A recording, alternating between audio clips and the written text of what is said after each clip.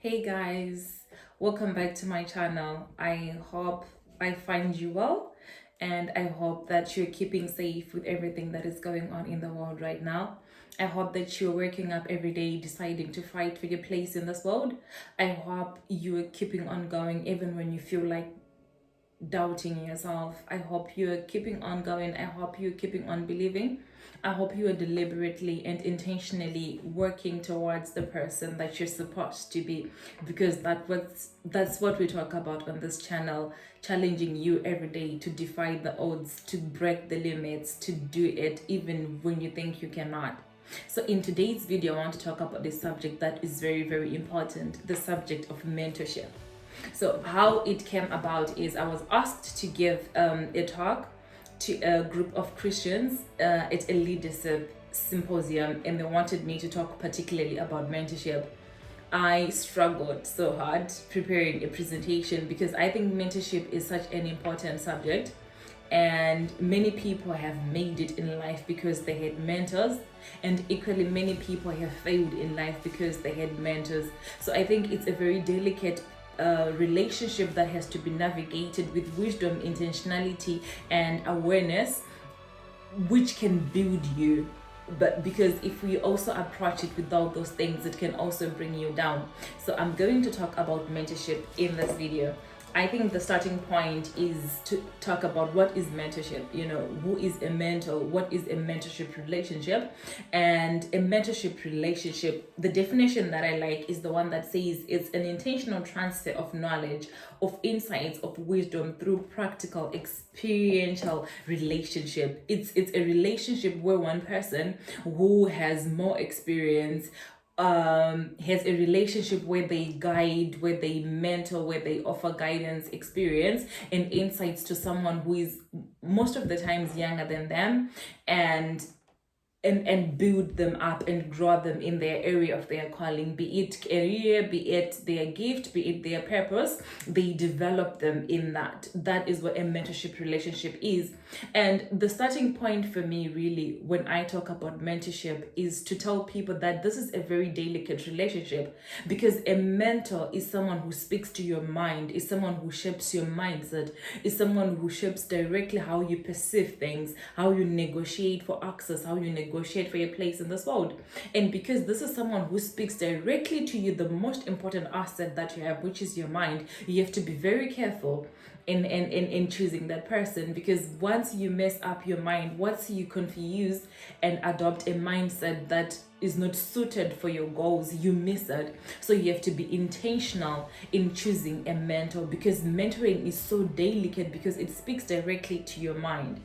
And I think the second thing to talk about after having described what a mentor is the process of choosing a mentor. How do you choose a mentor who is good for you, who is aligned to you, who can actually help you become the person that you want to be? The first thing that I talk about there is choose someone whose calling, whose purpose, whose career, whose life calling is aligned to your own. I don't know how much I can emphasize this, because there is a danger of misalignment, there is a danger of mismatching.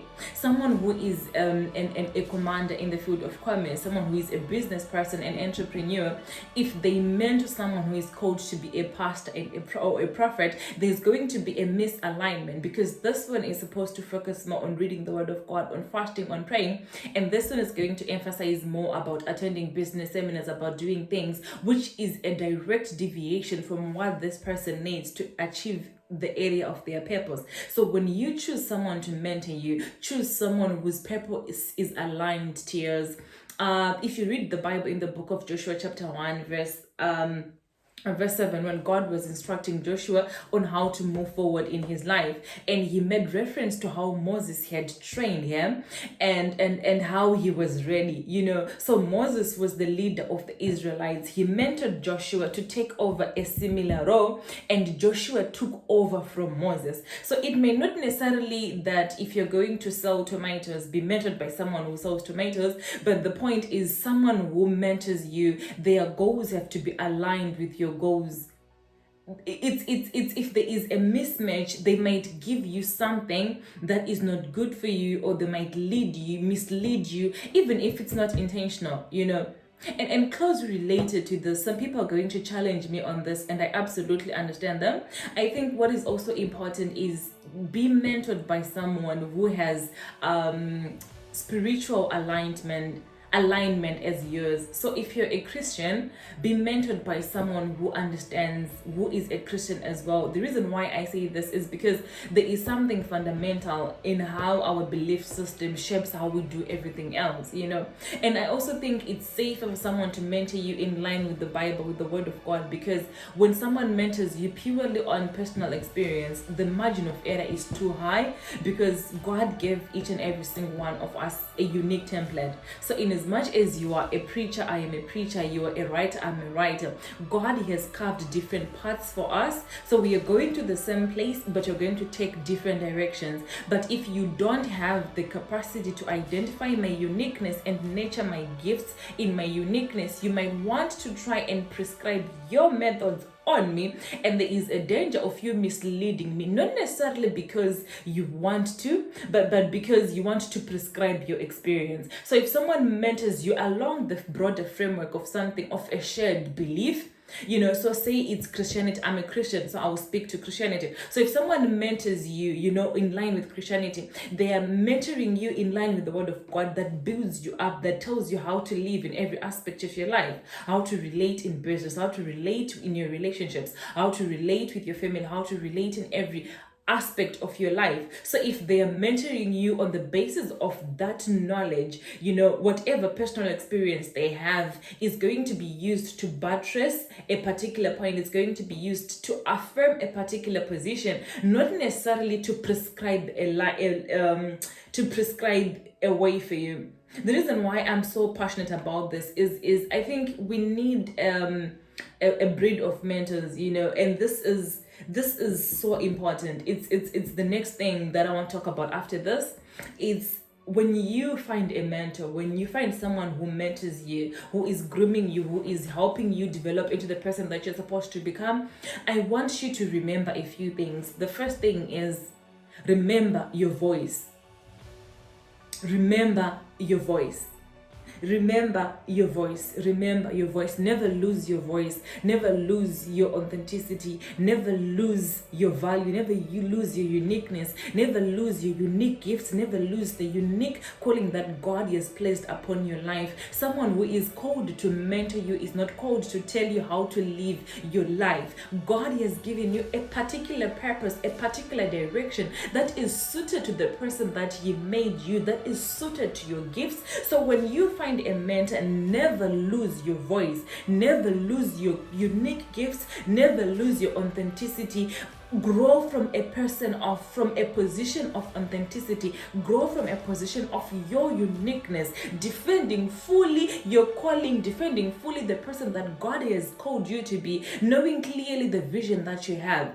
This is very important, and I speak about it passionately because I've met some people, in life who wanted to prescribe their experiences on me, and I had to consistently say, I respect you, I think you are very, very powerful, I think you are very amazing, but this is not the path that God has for me. So in as much as I want to learn from your experience academically, respectfully when it comes to my career, my social life, I don't think you can prescribe that template from me. So I think that's something that you have to navigate very carefully, even when you establish mentorship relationships. Okay, this video is going to be long, so I think I'm going to try and summarize the rest of the points. I don't want it to go beyond 15 minutes. So after having talked about this, about the important things to remember when choosing a mentor, choose someone whose goals are aligned to yours. There is danger in mismatching, there is danger in misalignment. And then having talked about how you should choose someone who respects your authenticity, who protects your uniqueness, greatness, who protects the particular gifts that God had given you. I want to then talk about another thing which is very important to understand when we talk about mentorship, and that is, what are the benefits of mentorship? Why do I need a mentor? I can live my whole life through experience. I can chart my own path. I can learn by myself. Come on, Petit. I can read books. I can do this. Why do I need a mentor? I think that one of the reasons that I always speak about when it comes to mentorship is you need someone. Sorry, okay, let me say that again. What I always say is mentorship, let me qualify this. The right type of mentorship gives you an advantage over intelligence and talent. Let me explain what I mean by this. I love the Bible, and most of the times when I speak about it, I'm always referring people to the Bible. That's how I understand and that's how I shape the knowledge of my life, guided by the Bible. So if you read in First Kings, there is a story of a man called Elisha. He was a farmer.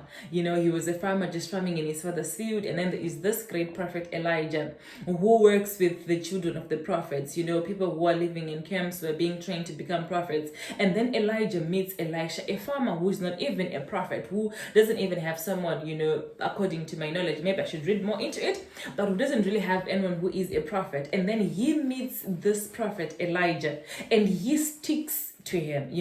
He walks with Elijah. They get to Gilgal, they get to Bethel, they get to River Jordan. He keeps on walking with him. He learns from him, and even after Elijah goes to heaven, Elisha is holding his cord. He hits the waters, and then he says, God of Elijah, he did what he saw Elijah do, and God listened, and what the point that I'm trying to make there is, Elisha was qualified to become the next great prophet on the basis of mentorship. They were the children of the prophets who were supposed to become this. They were overtaken by Elisha, who was qualified because of the mentorship that he had received from Elijah. So the right kind of mentorship gives you an advantage over talent and intelligence, because you need people who lets you know how to do it.